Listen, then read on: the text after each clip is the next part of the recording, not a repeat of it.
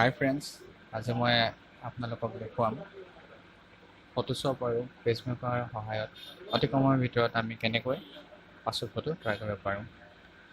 প্ৰথমতে আমি ফটোশ্বপটো অন কৰিম। অন কৰি ফটোখন অপেন কৰিম। অপেন কৰি আমি ক্ৰপটো ব্যৱহাৰ কৰিম।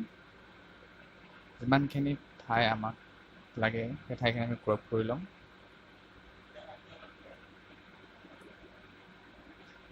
তাৰপিছত অলপ জুম কৰি ল'ম। জুম কৰি ইৰেজাৰ ব্যৱহাৰ কৰিম। ইৰেজাৰ ব্যৱহাৰ কৰি আমি বেকগ্ৰাউণ্ডটো কিবা এটা কালাৰ দিম। পাছপোৰ্ট ফটো যেনেদৰে থাকে বেছিভাগতে ব্লু কালাৰটোৱে থাকে, সেইবাবে মই ব্লুটোৱে ব্যৱহাৰ কৰিছোঁ।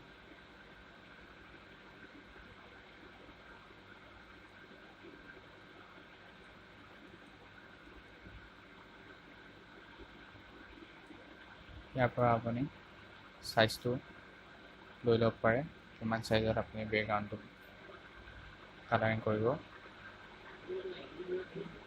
বা কিমানটো চাইজত আপোনাৰ সুবিধা হয় কালাৰ কৰিবলৈ, সেইমতে আপুনি চাইজটো ইয়াত এডজাষ্ট কৰি ল'ব পাৰিব।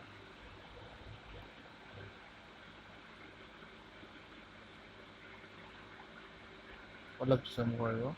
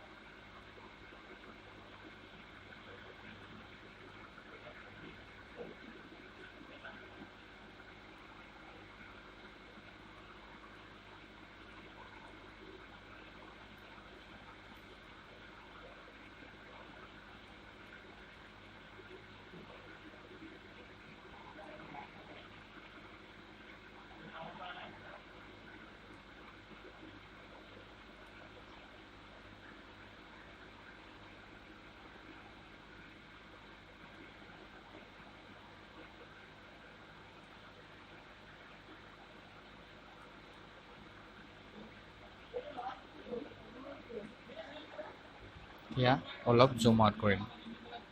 জুম আউট কৰি মেজিক টুল ব্যৱহাৰ কৰিম।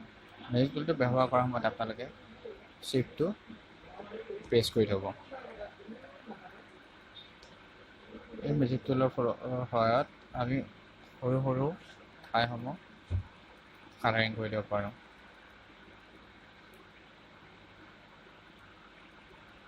সেইটো প্ৰেছ কৰাৰ পিছত Ctrl+X, আকৌ Ctrl+X। এতিয়া আমি অলপ এডিটিং কৰিম।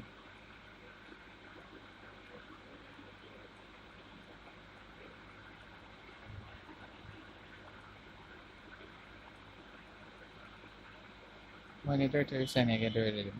এতিয়া আপোনালোকে ব্লাৰ কৰিব পাৰে। মই অলপ ব্লাৰ কৰি দিছোঁ, যিহেতু ফটোখন কটা যেন নালাগে, ফটো ক'ৰবাত ফাটি ফাটি যোৱাৰ দৰে লাগে।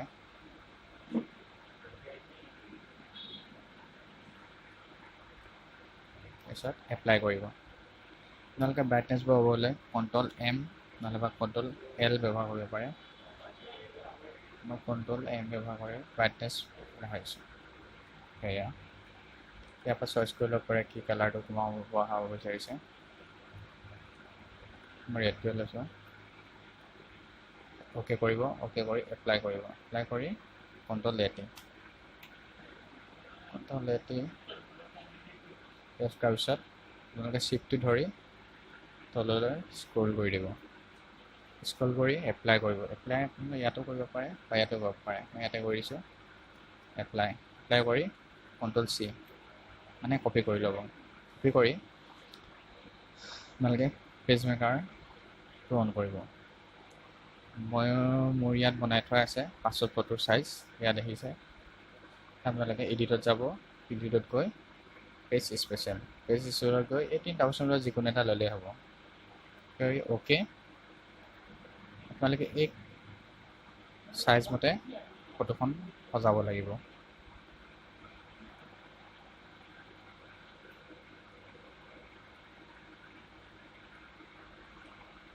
আপোনালোকে ইয়াত ক্ৰপটো ব্যৱহাৰ কৰিব পাৰে।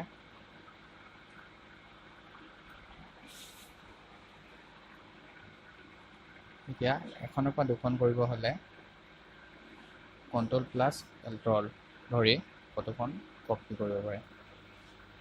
ঠিক তেনেদৰে 2খনৰ পৰা 4খন কৰিব হ'লে Ctrl+Alt তেনেকৈ। আকৌ 4খনৰ পৰা 8খন কৰিব হ'লে Ctrl+Alt প্ৰেছ কৰি আনিব পাৰে।